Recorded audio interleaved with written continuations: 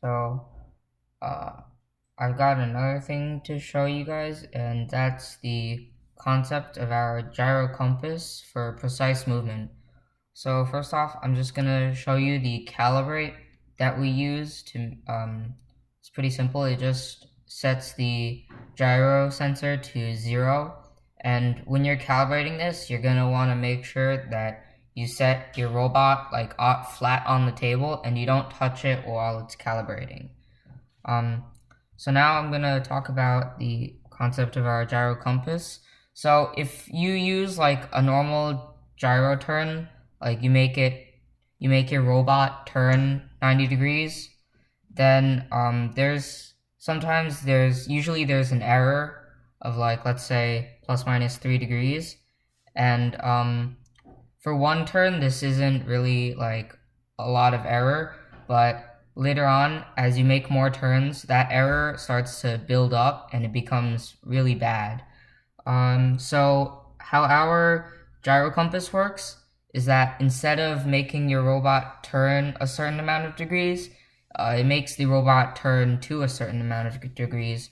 So with that, after your first turn, like there's an after that first turn, if it has an error, then when it's moving forward, like first of all, if it's moving after the turn, when it moves forward, if you set it to move forward facing 90 degrees, then that movement is going to correct the turn itself, because the robot moves from facing 93 degrees to facing 90.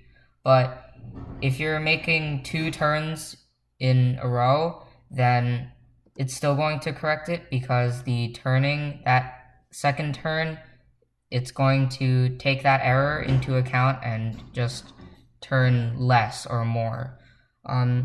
So let's see this in an example. So on the table, there are usually 2 ways to put your robot for a mission, and that's facing north and facing east. So let's say you put your robot facing east and you want it to, and you calibrate it so that east is now 0 degrees.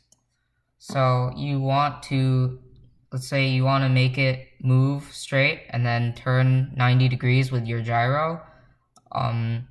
Let's say that this is 90 degrees and this is where your robot goes. It's got an error of 3 degrees.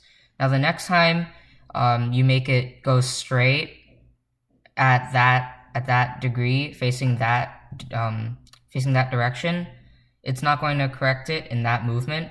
So then the next time that you want to turn it 90 degrees is going to be more error, and now it's going to be 6 degrees off. And then the next time you make it turn is going to be 9 degrees off, and that's a really bad error buildup. But with our gyro compass, it's going to turn 90 degrees, and now here's going to be a little 3-degree error. But then when it moves straight facing 90 degrees. So it's going to curve from 93 back to 90. And next time you make it turn, say there's another error, and this time you want to make it turn again and quick 2 times in a row. So here it's facing 3 degrees because we had it turn back, and now you want to make it turn back to 90 degrees facing north.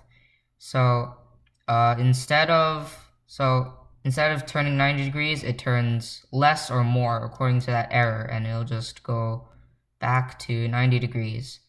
And this is basically the concept of our gyro compass and how it self-corrects for precise movement.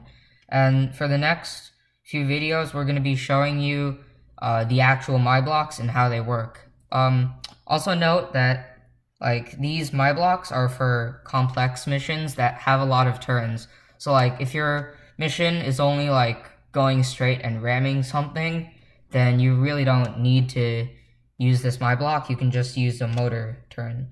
And these programs that we're going to show you are for intermediate to advanced programmers, people with experience, because these my blocks have a lot of math calculation work in them. So that's the concept of our gyro compass.